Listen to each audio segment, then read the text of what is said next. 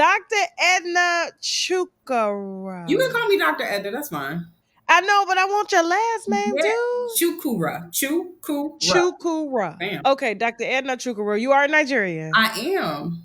Very beautiful at that. You know the Nigerians think I don't like them. Do they? Yes, because they get mad when I say Nigeria is in Africa, and they like to say that they're not African, and I'm like, Really?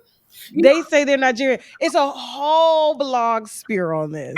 Okay, so let me tell you, I stay out. Okay. I stay out of blogs, and I don't argue with people, so I don't even pay attention. Okay. But Nigerians, we're very prideful people. Let me just say that. So I'm not. I know, and then they get upset when I do stories on the scammers and stuff.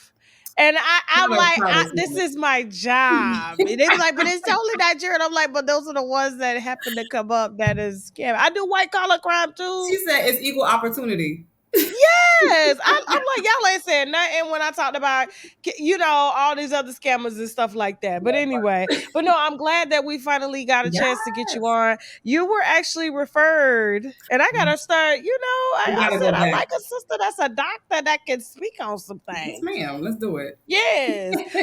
And so when we posted some stats from Houston, your friend, I don't know if I don't know if we have her scheduled for an interview. I did know. I'm not sure what her. I don't want to say her name because I don't want to, get her in trouble or anything like that because, the medical field is very different. Yes. And I just don't want to start no shit and won't be no shit. You know what I'm saying? But she ended up making a video. She's a nurse. Mm-hmm. And she basically said, I think in one day, I think there were 17,000 cases of just HIV alone that was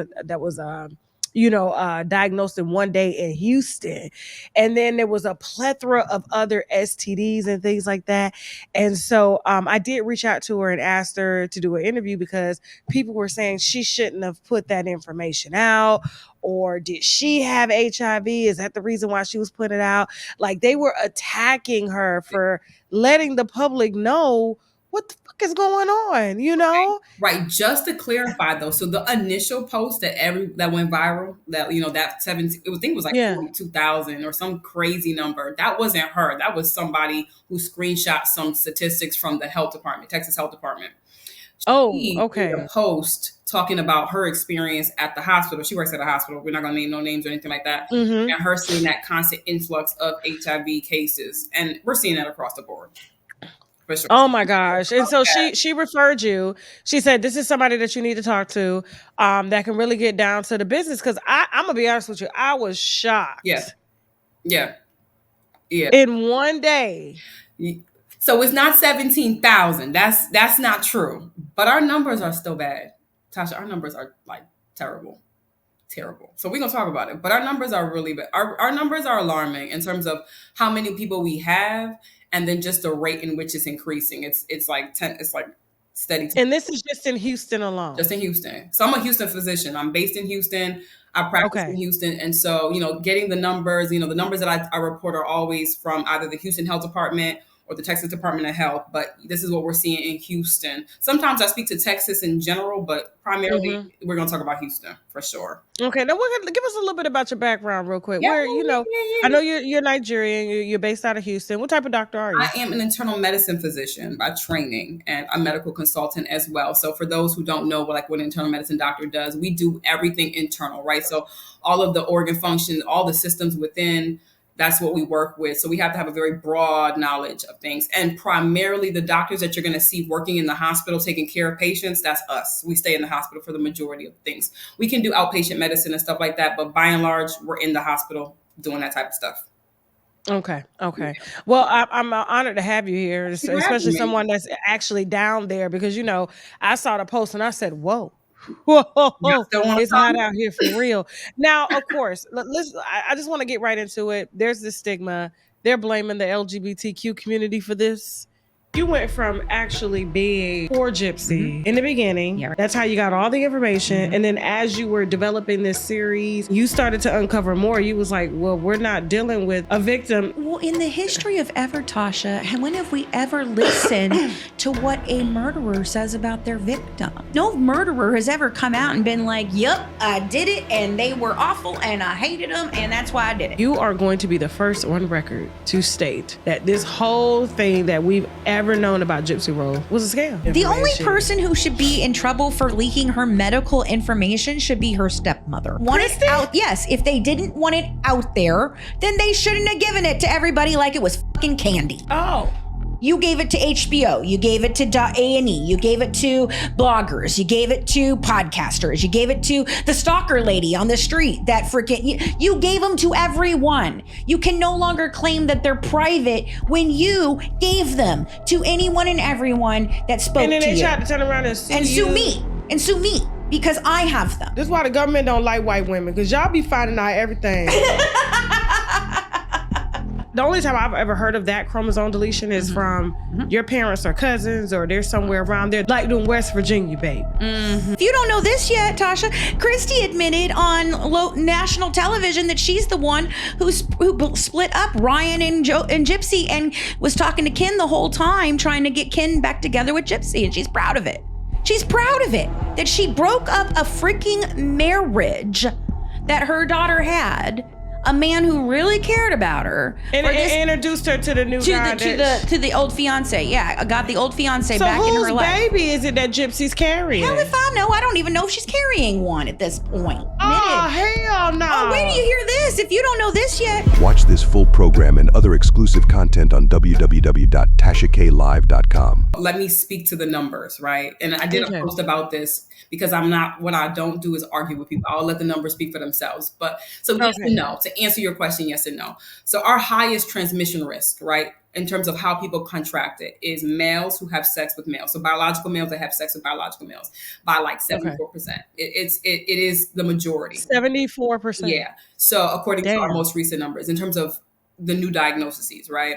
And that has always been the trend. If you look year by year, and our most recent numbers, at least for HIV, go to 2022. And you have to remember that epidemiologically, things get backdated. So we're not in 2024 because we're still in that year. So we cannot, talk about those numbers because they're still getting that data. So our data is a little back by like a year or two. So 2022, 2023 are going to be our most recent numbers. And based upon that, the trend is always our highest transmission risk is going to be male to male sex.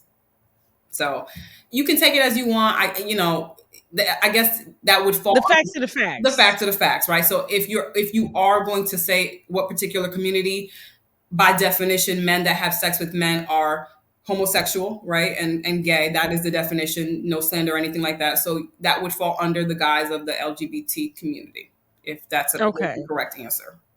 Okay. And so let me ask you something. Like, PrEP is not like are they not making enough? Like, a lot of people don't know about PrEP, right? That's the first thing. So there hasn't been a lot of education about what PrEP is, especially if you're talking about like the demographic that's 30 and above, because PrEP is still relatively new, came out in the last decade or two. And so you have the older population that just did not have access to it and don't know about it. And then generally it's not taught. And so and also on our side, a lot of providers don't know about PrEP, right? So they don't even have the information and the training, just to be honest, to even give that information to a patient as an option. That's the problem. That's the first thing. So there's a lot of miseducation on both sides.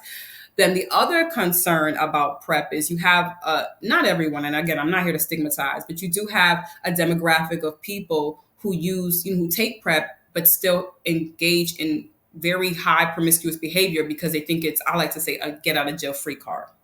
Oh, doctor, you have no. Let me tell you something. Oh, Jasmine over there. Jasmine. Yeah, I'm about to get. She already know where I'm going with this. So I interviewed this nasty ass heifer, right? I ain't gonna tell you her name or nothing like that. And she had a chart of all the people that she was sleeping with. She said she was polyamorous, and so she was like, I sleep with women, I sleep with men, and I'm like, well, how are you not contracting anything? She was like, because I'm on PrEP.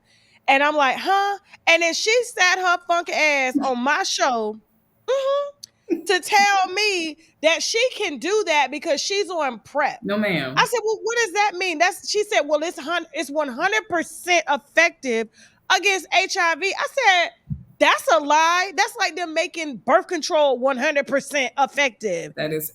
She was like, well, you don't know the numbers. You're not a doctor. Well, I am. said, that is categorically false. Okay. PrEP decreases your risk of transmission, but it does not absolve it. Okay. And if you are going to be on PrEP, so the way PrEP works is, first and foremost, you need to have a negative HIV test, right? And the way HIV testing works, just to kind of give a little background. So if you have sex today and you go get tested for HIV tomorrow and it's negative, right? The antibodies that are produced that we use to test for HIV have not been produced, right? So if you had a positive exposure, say for instance, we know you caught it, but we don't know yet by testing, but you had sex with someone who was HIV positive and you go test the next day or even the next few days, it will give you more likely than not a false negative. It takes time for it to be produced, the antibodies to be produced in the body so that it pops positive on a test, right? So how long we talking? So we always tell patients at least wait 2 to 3 weeks, right? And if you're sexually active, you want to get tested at least at an interval of every few months. So if you had an exposure, say today, okay, you can get tested in 2 or 3 weeks. Okay, that gives us one, but we always recommend another test in a few weeks thereafter so that we know that because it takes time. And so I say that to say we have to start with a negative HIV test, number one, and then we put you on PrEP. But again, a lot of time we have a false negative because of that reason. And then also in between that time, it doesn't guarantee 100% reduction risk. You still can catch HIV, especially if you're engaging in promiscuous behavior like that heifer that you're talking about talking about. I said, you're not gonna sit on my show and I'm gonna disseminate a video to millions of people thinking that they can just have sex because that's your right to have sex. But to sit up here and say the reason you can have free sex is because you're protecting yourself. I said, that's not protection. That's not protecting yourself. And it's wrong information. She was like, well, it's 100% effective against getting HIV. And I said, that is 100% wrong and it's irresponsible. And so therefore I'm ending this damn interview. No, I sure did. I'm not about to do that. Like, I got so many kids that watch my show. Right. And I'll be damned if somebody ignorant, just because you want to justify your promiscuous behavior and try to make it okay. No, ma'am, we're not about to do that. No, that's definitely misinformation. So let's just get that record straight. PrEP is not is not a get out of jail free card. It's not go run wild. It helps to reduce your transmission risk by a lot, but it doesn't absolve you and it doesn't protect you from other STDs. That's another thing. So, you can still catch HIV, you can still catch syphilis, chlamydia, gonorrhea, all these other diseases as well. And so that's not how we use PrEP. Thank you so much. I wish I had you then, but I got you now. That's all that matters. I got you now, Dr. Edna, for real. Ma'am. So okay. So what you're seeing? Let me ask you something. Why is it I guess mainly amongst men and anal sex though? You know what I think it is? And this is a little bit of medicine and a little bit of speculation. All right. So there is a stigma, obviously, especially with the advent of AIDS and how AIDS, back in the 70s. Yeah. And just homosexual behavior being so stigmatized. Right. And so there was a level of secrecy and just that kind of was that is still kind of carried over. Right. That men who have sex with men are afraid to, kind of be out in the open and openly say that they're gay, etc. They have to have a certain image, whatever the cultural background is. So that compounded with the fact that means a lot of people are not reporting, a lot of people are not getting tested, a lot of people are not going in. Then you kind of are not being able, from the medical standpoint, being able to catch and treat, right? Historically, men don't go into the doctor's office as much as women. That's by any race and age. Yeah. You see that men do not go to the doctor as often. So that's also another thing. So you have men who don't know their status on top of the stigma of not having, not disclosing that they're having sex with other men. And so it's being passed along in this community without being checked, if that makes sense. Okay.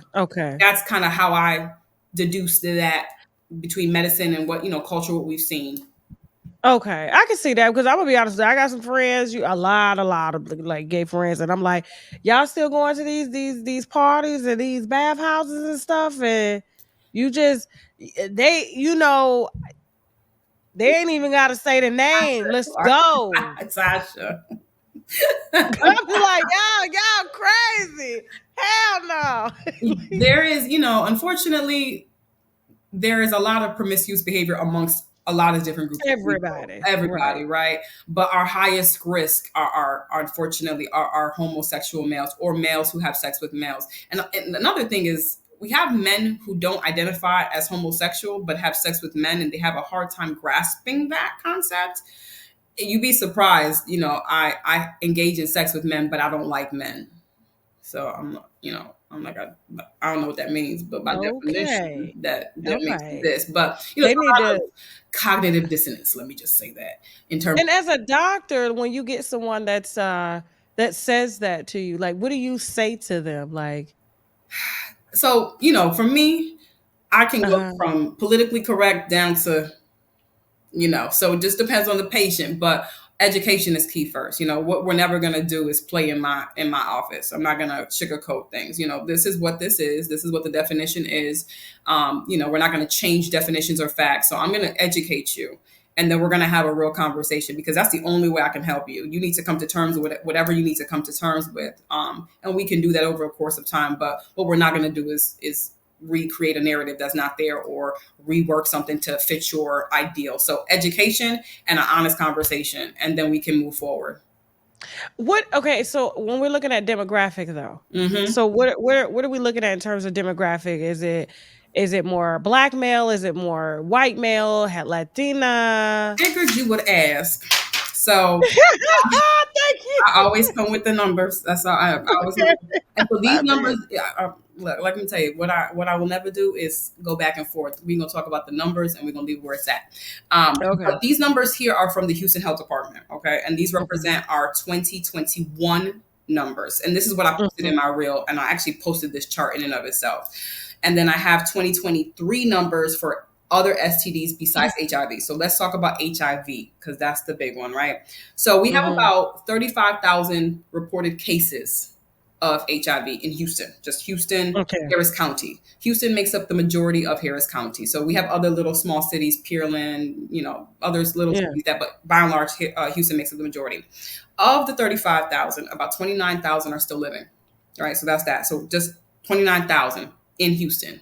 That equates to, when you take our population, which is about 2.3 million, about 1 in 100 every 1 in 100 people have HIV/AIDS.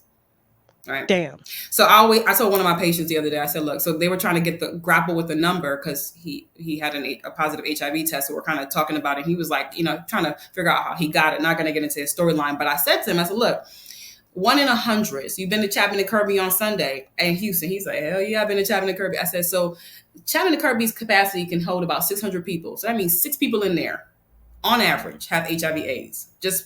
And if you've ever been to Houston and you know how tight Chapman and Kirby can get, that gives you a good number. 6 people in there by definition, if we use that number to equivocate. Mhm. Now, in terms of our male female, because that's what you want to know, males make up about, of that 29K, males make up about 22K. Oh shit. Yeah. Yeah. And women Okay. make up the rest. That's the first thing. And then when we break it down by race, so our African Americans, those who identify Black African American, make about 14K. That's men and women. 14K. Followed That's by, a big chunk. that is a big chunk. That's more than half. And then followed by our Hispanic, which make up about 9K. Okay. Okay. That's still big. Black and brown. It is Black and brown, unfortunately. It's going to make up our Okay. majority. Now, when you talk So, about age, in terms of mhm. just have it, right? Because the numbers are a little bit Yeah. different for those who are newly diagnosed. But when you talk about people who have it, the distribution is even in terms of age. So we break it down by decade, 20s, 30s, 40s, 50s. And that's because of the use of HIV medication, right? So HIV medication prolongs life. So what we're seeing is people live longer into their 50s, 60s, and 70s with HIV because there's medication. So it's an even Okay. distribution, if that makes sense. Okay. Like I said to you before, our highest transmission. So when we talk about and we ask, how did you contract HIV? Mhm. 17,000 individuals of that 29 were from male to male transmission. Damn. Yeah. So that's where we're getting this demographic. So if you paint the picture, at least per these numbers from the Houston Health Department, our highest risk group is going to be our 20s and 30-year-old males who have sex with other males. Jesus. That's our highest risk by definition in these numbers. Okay. Yeah. All right. And you would think, like, with all the education that's out there, we would see a great reduction in it. But I guess since diabetes numbers ain't going down, this ain't going down no time soon either. Like, damn. Yeah. They overall HIV rates in the nation and including Texas and Houston have slowed, right? But comparatively, Houston to other major cities still is higher, right? If that makes sense. So overall, This is like number 3, right? the numbers fluctuate so much, right? So Houston, in terms of like Texas, at one point, they're always usually in the top 5.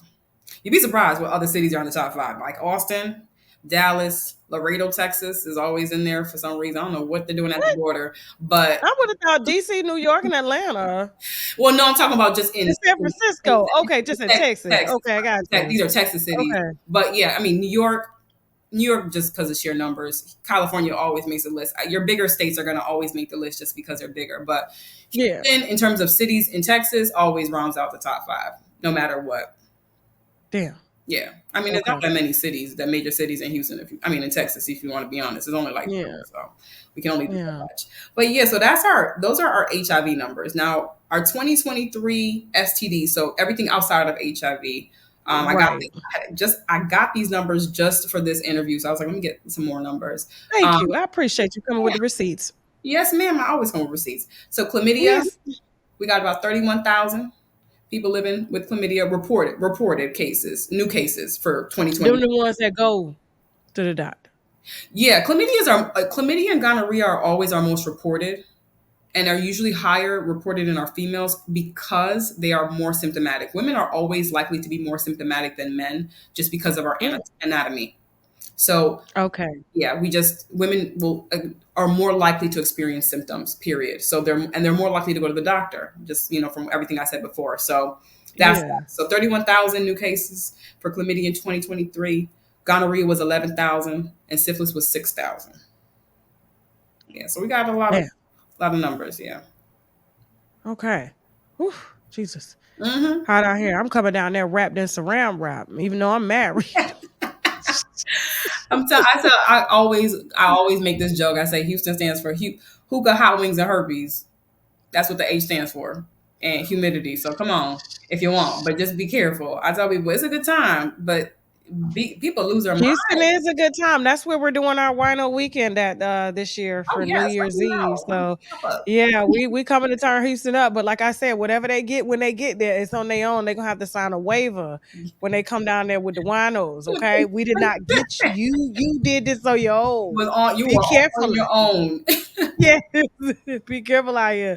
So when these males are coming to the doctor, and let's just say they're seeing someone like you, of course, and they're getting this positive diagnosis, are they coming in because they are symptomatic, or are they just because I know a lot of men don't go to the doctor? Yeah. So is it producing symptoms to where they have to go get checked, and it's like, hey, have you had a test? It's a mix. It's interesting, and a lot of the time it depends on the age group.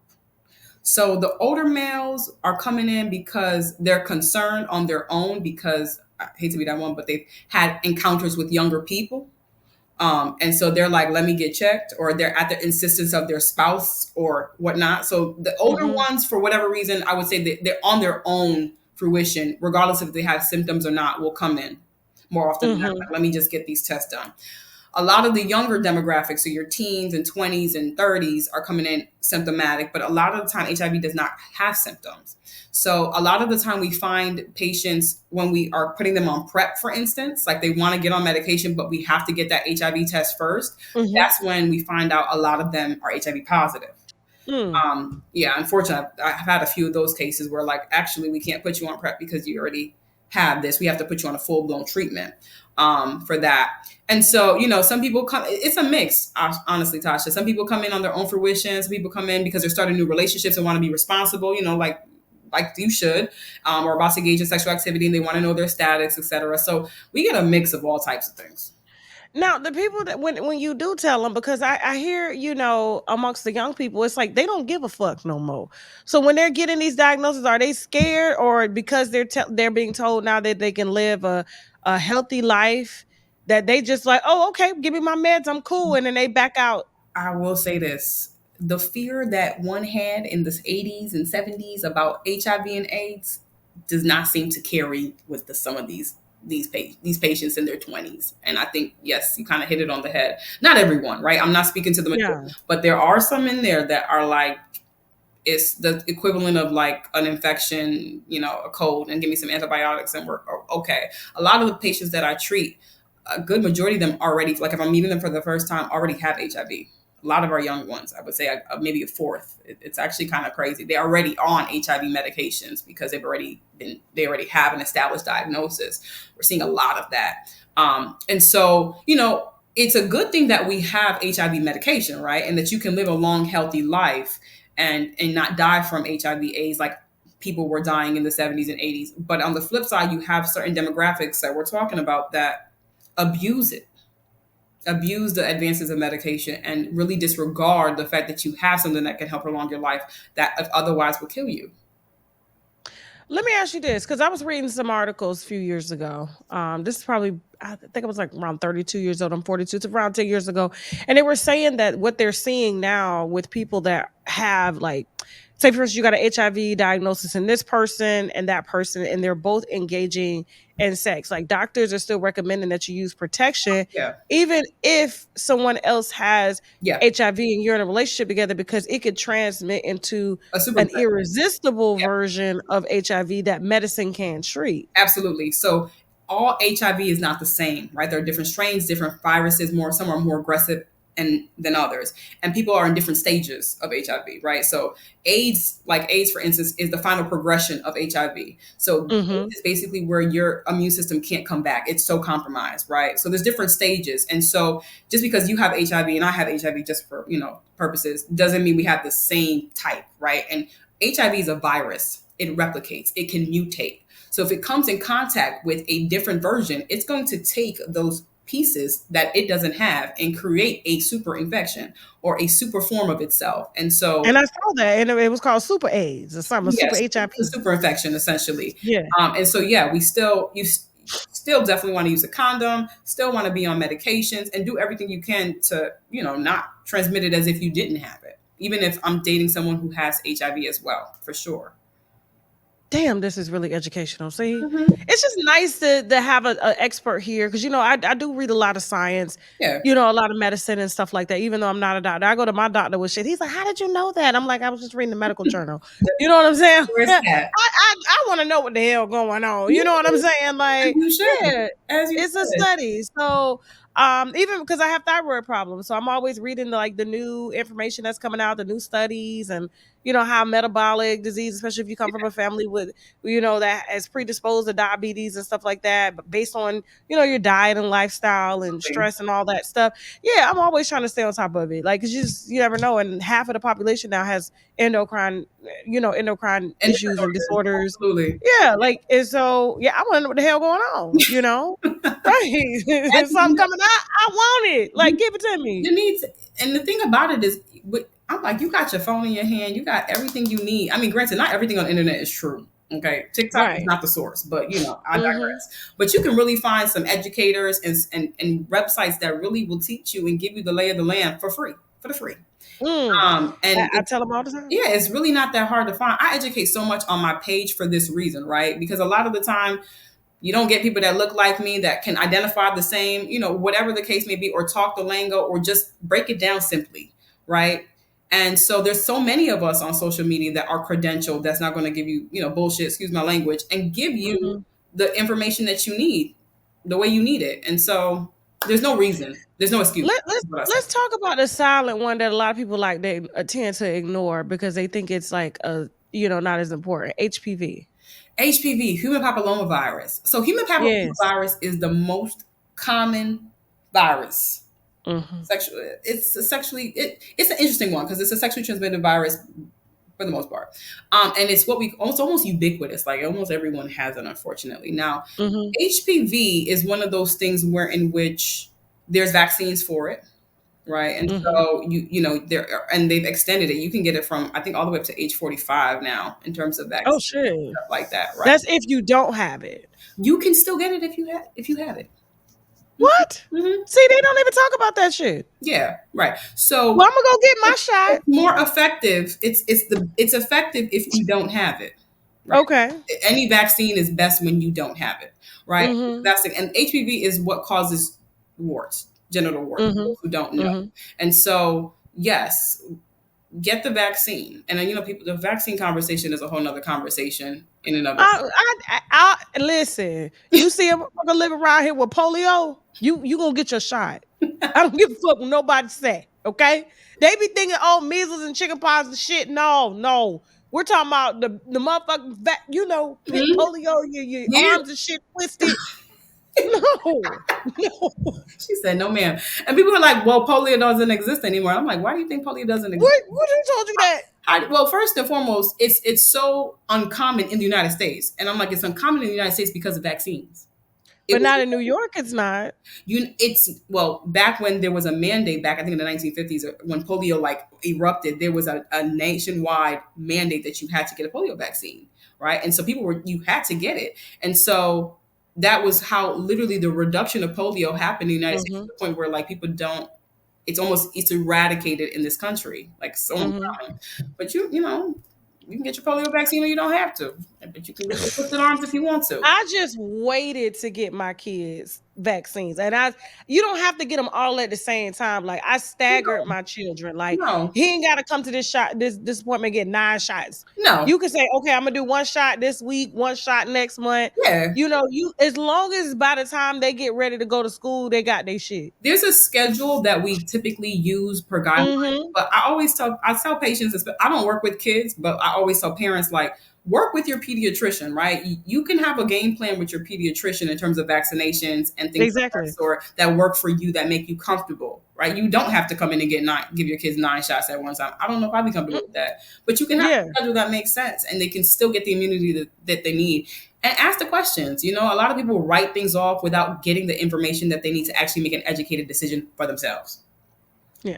So back to HPV. Yes, ma'am. So what about, because they're saying that HPV, from what I was reading, could develop into ovarian cancer, cervical cancer, uterine cancer. So HPV is responsible for 2 things: genital warts and for cervical cancer. So HPV has many different strains. There's high risk and low risk, just to make it easy. And the high strains, especially in our women, certain strains of it is responsible for cervical cancer. Hence why we always recommend a pap smear after a certain age, 21 per guidelines. And you get it I always recommend, get your pap smear every year, your insurance. Shit, I got mine scheduled for next Wednesday. Yeah, every year. I stay getting one every year. It's covered. So I'm just, I'm like, your insurance, you're already paying for it. So go ahead and get your job, get it every year. But yes, it's responsible, not for uterine or ovarian, but cervical cancer and genital warts. Yeah, it's preventable. Let's just say that. It's very preventable. And I'm glad that you said that, because a lot of people think you don't have to. If you just go every year, let them check, you will be fine. I do know, in India, you know what I'm saying? Because like I said, I stay on the medical journal sites and stuff like that. Yeah. They're preventing it to the point when it comes to HPV, they're just freezing the cervix. If you're done having kids, they're pre-freezing your cervix and all that shit. Really? They're doing volunteer hysterectomies if the women are done, so they don't catch that shit. Cut it out.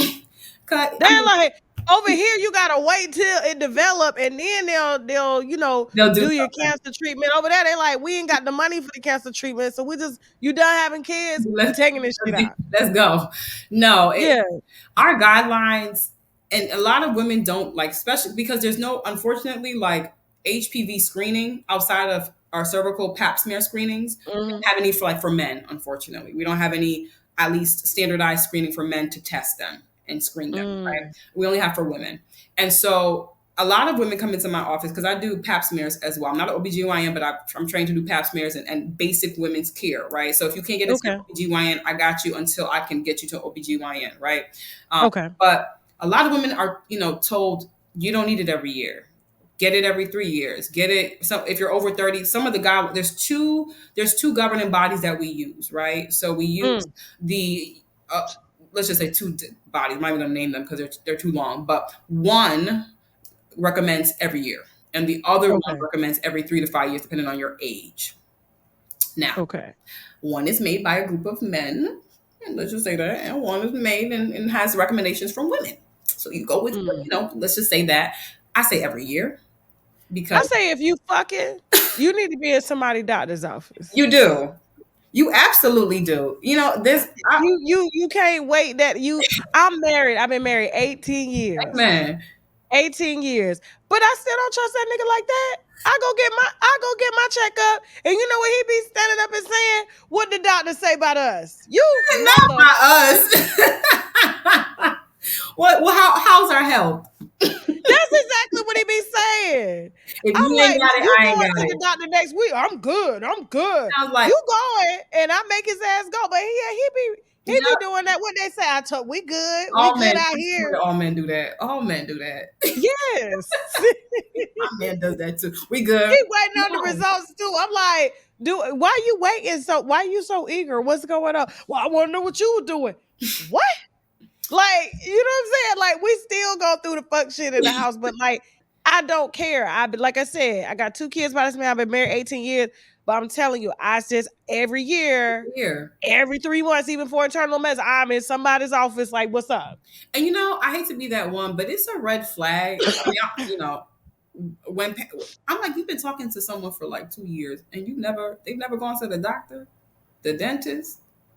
Anywhere, like they haven't had any type of checkup. You ever heard they never made an appointment in front of you? I'm like, that, even if not for that other person, for yourself, right? Like, because you can get STDs too from the mouth, Oh yeah, that's another thing. So if you're sexually active, you should at least get 1 screen a year. Even if you have the same partner, you're using condoms, just get 1 screen a year. Like, that's fine. If you're more sexually active, you have more partners. I always say 3 months.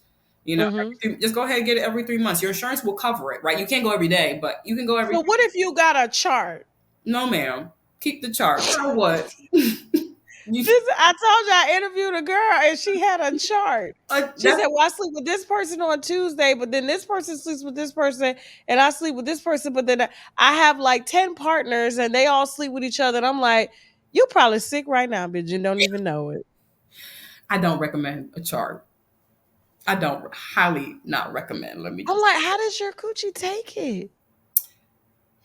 I don't get it. Maybe they built like porn stars, but even like some of the porn stars, like Pinky, ended up doing an interview, and she was saying she had to stop having sex with men because she kept contracting shit. Like, she was like, they was going outside of the network, doing what they do, and every time she turned around, she was having issues down there. So she just decided to put on a strap on and just do what she do without having to exchange bodily fluids no more. She said she was done. Yeah, I mean that can get tired. I would imagine that would get tiring, especially for our women, because a lot of these STDs can cause infertility. You went from actually being poor Gypsy in the beginning. Yeah. That's how you got all the information. And then as you were developing this series, you started to uncover more. You was like, well, we're not dealing with a victim. Well, in the history of ever, Tasha, when have we ever listened to what a murderer says about their victim? No murderer has ever come out and been like, yep, I did it and they were awful and I hated them and that's why I did it. You are going to be the first on record to state that this whole thing that we've ever known about Gypsy Rose was a scam. The only person who should be in trouble for leaking her medical information should be her stepmother. Want it out? Yes. If they didn't want it out there, then they shouldn't have given it to everybody like it was fucking candy. Oh. You gave it to HBO, you gave it to A&E, you gave it to bloggers, you gave it to podcasters, you gave it to the stalker lady on the street that freaking, you gave them to everyone. You can no longer claim that they're private when you gave them to anyone and everyone that spoke to you. And then they tried to turn around and sue me, because I have them. This is why the government don't like white women, because y'all be finding out everything. the only time I've ever heard of that chromosome deletion is from your parents or cousins, or they're somewhere around there, like in West Virginia, babe. If you don't know this yet, Tasha, Christy admitted on national television that she's the one who split up Ryan and Gypsy, and was talking to Ken the whole time, trying to get Ken back together with Gypsy, and she's proud of it. She's proud of it, that she broke up a freaking marriage that her daughter had. A man who really cared about her and introduced her to the new guy to the old fiance. Yeah, got the old fiance back in her life. So whose baby is it that Gypsy's carrying? Hell if I know. I don't even know if she's carrying one at this point. Oh, hell no. Oh, wait till you hear this. If you don't know this yet. Watch this full program and other exclusive content on www.tashaklive.com. Right? And so, outside of having something that we can't cure, right? If you continue to get chlamydia and gonorrhea over and over and over and over again, you can get what we call pelvic inflammatory disease, where you can't have kids, or you're infertile. I had PID at 18. Yeah, you can. And first time having sex, that dirty ass nigga had the nerve to tell me I gave it to him. What? And I caught it with somebody that was grown after, so I'm like, no. So I know, but PID, they can't tell you like where you got it from, or what caused it. So they couldn't tell me. Right. But I was like, well, where else did I get it from? No, that is correct. So pelvic inflammatory disease is not just due to STDs. I don't want to make it seem like it's just STDs, but it's commonly caused by it, right? The number one reason is an STD, an untreated one.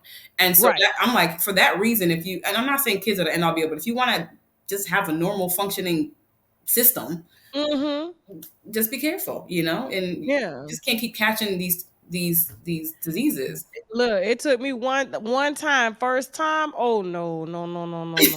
We done. And because the reason I think mine went, for however long it went, is because it was my first time engaging in any type of sexual activity.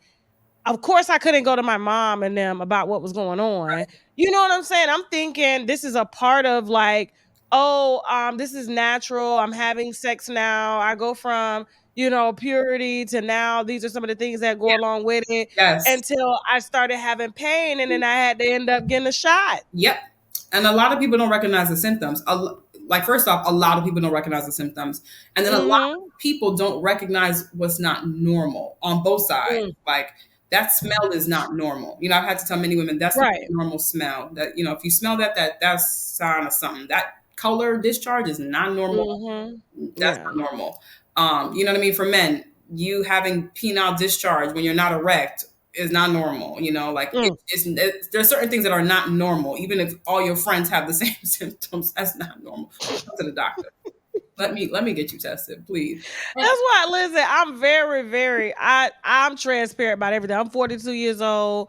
And like I said, like the only way to not get yourself into something is to know something. And so that's why I'm transparent. And I really believe that, as parents and as providers such as yourself, the more we talk about it, we just got to keep drilling it into their head, into people's heads. And so that's what this platform is about. Cause I was just like, ain't nobody for to sit on my platform and spew out no misinformation, because, we ain't giving no they're trying to like justify their promiscuity. And I'm like, it's still, it's still not safe. The safest way, honestly, one partner that you can trust, but you still have to do your due diligence and getting yourself tested. You can't 100% trust everybody. But I'm gonna be honest with you. Could you speak on that? When it comes to the stats, when it comes to monogamous relationships, are you seeing less in monogamy versus polyamory or polygamy? So this is a whole new thing. Yeah, I mean, we don't have direct numbers on like polyamorous relationships, but that falls into high risk sexual behavior, right? So high risk of catching something if I have sex with one person versus 10 people. I mean, naturally, I don't need a statistic about that. My risk goes up.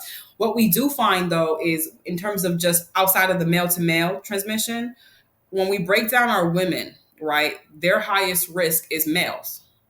Okay. Sex with males, right? Because by way of the fact that our highest our most risky age group is, and sex and demographic are males that have sex with males, right? And then they go back and have Okay. sex with women. So what we do see in a certain demographic and certain groups, unfortunately, in monogamous relationships, like how other people get it, not getting tested themselves. So they're stepping out of the relationship, doing stuff with other people, not getting tested, Mhm. have HIV or some other STD and bring it back. We have a lot of people who unfortunately catch STDs and HIV in that way, right? By no fault of their own, they're married. They're trusting their partner, and this is on both sides. I'm not blaming men or women, but Right. they're Correct. they're married. They're thinking, it's us. We can have unprotected sex. Like we have kids, etc. And one is stepping out on the other, tap dancing around the community, has something and brings it back.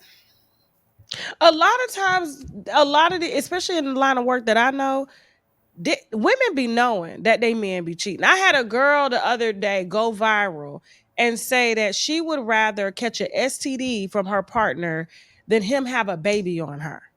Because a baby you can't get rid of. But I said, but an STD you can't get rid of either, bitch. And some of them you can't. But this is their mentality. And a lot of women, I feel like, when because ain't being honest, Yeah, ain't being truthful. And I feel like in today's society, we just don't have room to play. we. You tell one lie, I Yeah, can't trust you with nothing else. So the fact is, like, that he's possibly sleeping around and you continue to lay down with him yeah. People. unprotected. No, that's wild. First off, that's diabolical work, having to pick between a baby, outside baby, or inside. Or STD. That's not. I wish That that is I not. would. That is not the I decision. pick peace by myself. Yes, that would be my sentiment as well. There's no reason why Yeah. that should be your option choices. Leave, honestly. But I mean, no, that's unfortunate. That's unfortunate. That should not be the case at all. Okay. But do you guys still recommend, it's easier to track when you're just with Yeah, far. one person that you can trust. Yes. Oh yeah. People like, and if you choose to stay with a man that is outside, or even a woman that's outside, it's kind of like a risk that you're taking. It's a risk that you're taking. Why you would take it, I'm not sure. Because again, for all these reasons that we talked about, HIV is not curable. You can still die from HIV even on meds. Like it's not like it's a great drug, but it's not like a wonder drug. You could still have a lot of infections, other things that you can succumb from. Who wants who wants herpes? Who wants chlamydia and Yeah. gonorrhea? Like, let's not normalize STDs. That's a problem. Our society is normalizing certain things. And I'm like, this is not anything to be normal. With the advent of medication, yes, we can treat you, but you can still have problems. And this is not Yeah. behavior. Which means you catch an infection, you got cancer, you got HIV at the same time. A lot You of need an immune system to fight cancer. you need an immune system to do a lot of things. And so a lot of the time, people with HIV and AIDS do not die from HIV and AIDS directly. They die from what we call secondary infections because your immune system is so low, they succumb to things that if your immune system was regular or normal, that you wouldn't even have an issue with, right? So a lot of people don't So realize. basically, don't get sick. Yeah, exactly. So Okay. yes, your best bet if you're going to be sexually active, find someone you really like. Go get tested beforehand. Keep it open, keep the conversation. And the thing about it, Tasha, and I've been going a whole little soapbox. People just don't want to be transparent, right? Be Mm. transparent and have that open communication. People are scared to have it. People don't want to have it for whatever reason or the other. But it's just really not. It's lack of transparency for yourself and to yourself and to others. And so because of that, we have this cyclical problem where we're just seeing our communities, especially our Black and brown communities. I hate to be that one, constantly perpetuating this narrative, and the data shows it that we are just not getting any better when it comes to these with promiscuity. And that's another reason why I'm so transparent on my platform is because, like, because they always say you always pushing for marriage and relationships and Black family. I really am, because I think that's the way to go. I'm very old school, but I remember, like, being a month in Mm-hmm. with my husband. He wasn't my husband at the time. He was somebody I was dating, Right. and we wanted to go from having protected sex to unprotected sex. And so the conversation was had between us, initiated by him, saying, hey, Right. you're somebody that I want to get serious with. You're somebody that I want to have kids with. Can we possibly go get tested Right. so that we can go ahead and I'm like, we're only a month in, but he was like, but yeah, but I know. I'm like, okay, No, in all cool. And so we both got our tests, and when we was clear, we was good. it was y'all were and look at you. That's why when I go to the doctor now, he be like, what they say about us? He wasn't playing about you.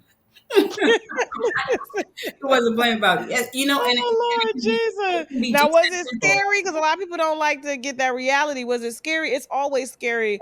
Every time I go get a pap smear, I'm like, are they gonna find something? It's just the subconscious of like the what if. You go in, you're trying to be on the preventative side, but with medicine now, Yeah. I'm like, okay, if something come up, at least if I catch it, Yeah. we good. Yeah.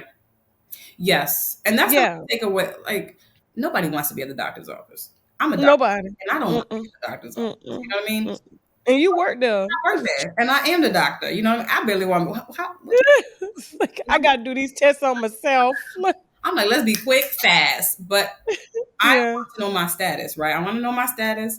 I want to Mhm. know. I just want to know because not knowing is ridiculous. You know, at this age, at my big age, you know what I mean. As an adult, with all the information on my fingertips, we can treat you for the majority of things, and you don't want to get to 50, 60, and we find out you have full blown AIDS or full blown something, and we're working against the clock. You know what I mean? And so just know Yeah. your status, come in. It's not as bad as I promise you. It's not as bad as it's not. You've been to the doctor. It's not as bad as it might Mm-mm, seem. mm-mm. And Yeah. specifically, right? HIV. There are programs and companies that allow you to do from your house. Like there are new kits for chlamydia and gonorrhea, all right, that you can do from your house. You can order it online, do the swab, and send it back, type of thing. You can HIV, get on a virtual clinic you don't even from your house and be like, hey, I just got this diagnosis at CVS from a CVS kit. Can I get some medicine for it? you can And get, they'll write you your prescription all from your house. you can get orders. I put orders in for patients all the time for full STD panels. They don't have. They just have to go to Mm. the lab, get their blood work done, whatever it is, and it's just me and you. You don't have. You can bypass all of that. There's at this point, there's too many avenues to get tested, and it's free. A lot of it is free. There's free clinics. Like you have no excuse.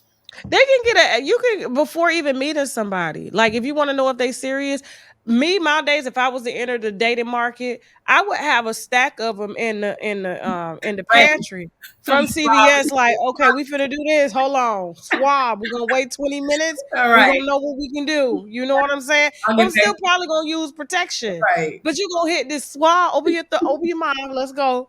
That I'm just saying. said And you that's how might. you'll know when people really serious about you. But they be like, nah, nah, nah, nah, nah. Like, Yeah. mm. It's unfortunate. Yeah.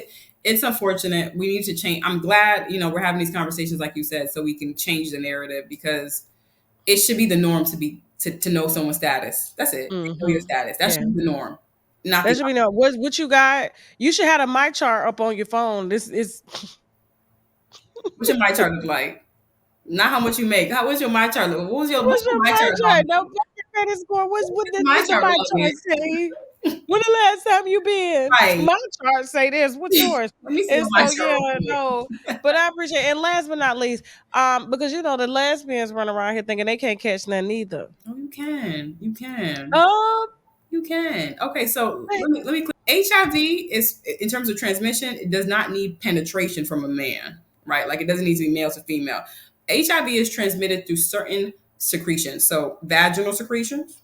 So if y'all rubbing, these together, boom. mm-hmm. Okay. It's shed through blood, it's shed through semen, pre-semen, okay, breast Mm-hmm. milk, and anal secretions. So take it as it's not spread through tears and sweat touching person with HIV. That's not how it's spread. It's literally sexual fluids, if you will. So by that means, you can still catch HIV and herpes and other STDs if you are, you still have Mm-hmm. sexual contact with. Because they seem to think like, especially in the lesbian world, like, well, I'm not taking dick. And a lot of studs around here, I know personally, Mhm. you know what I'm saying? They, even though they act like niggas, they still take dick sometime. For real. And so that still puts you at risk, and especially like my thing is the mouth to Oral. vaginal. Yes, oral to vaginal. You can, so if someone has a lesion or has HIV and they're positive and they're giving you oral sex and you're a female, because again, female anatomy is literally wide open. We are receptors. I hate to sound like that, but we receive. And so if someone's giving you oral sex and they have HIV or any STD in the mouth, there you go. You don't need to have male to female sexual encounter to catch any of this. Well, listen, thank you, Dr. Edna, because these young people have no clue. I hope y'all have learned a little bit. Yes, yes, yeah. We're gonna make sure we put these on rerun. We're Yes, gonna boom, ma'am. boom, boom, boom, boom. You know what I'm saying? And so, anything else you want to leave us with before we go? I know you got to get back to work. We've been here for about an hour. Yeah, no, thank you for having me first Okay. and foremost. And I mean, the takeaway, I always say this on my platform, on my page, know your status, right? I always say, because I'm Nigerian, at your big age, at your big age, know your status and know the status of the person that you're talking to, because it's not worth it. If I have seen and have talked to so many patients who regret their decisions, they always say it was never worth it. So take it for what it is. You know, you're worth more. Worth more. Do better. Thank you. Yes, I ma'am. really appreciate you. Yes, We're definitely gonna have you back here again. Could you let everybody know where they can find you, follow you, book you for an appointment? Yes, if they need? I'm wearing my logo. So Edna MD, Edna.md is my handle on all the handles that you can find me at. Website is www.ednamd. We make it very simple here. Consult stuff, Edna MD. You can find everything on my platform. All right, shout out to, and I love it. Shout out to the Black Doctor. Thank you for having me, Tasha. I love it. How long did you go to school for? How long did it take you? 13 years. Damn. Long time. But you got that check though, honey. Yes. It's checking. We thank God. Yes, ma'am. Yes, ma'am. I love that. Yes, ma'am. Thank you so much. Anytime. But listen, I appreciate you. And all you got to do is say, "Now I gotta go." Bye. Bye.